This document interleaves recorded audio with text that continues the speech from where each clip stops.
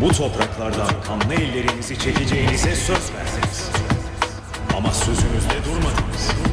13 yıl önce bugün 11 Eylül'de yazdığınız oyunu bozuyor. Dünya artık sizin sahneniz olmayacak. Bundan böyle yaptığınız hiçbir kirli anlaşma, hiçbir kanlı pazarlık gizli kalmayacak. Dünyayı örümcek ağ gibi sarmış sisteminizin sonu geldi. Ben bu oyunu bitirmeye ant içtim. Dünyanızı başınıza yıkacağım.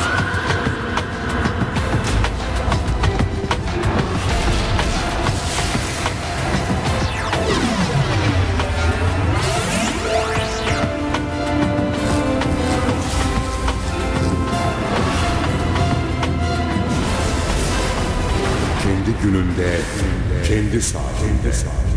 Kurtlar Vadisi Pusu. 18 Eylül Perşembe akşamı Kanal D'de.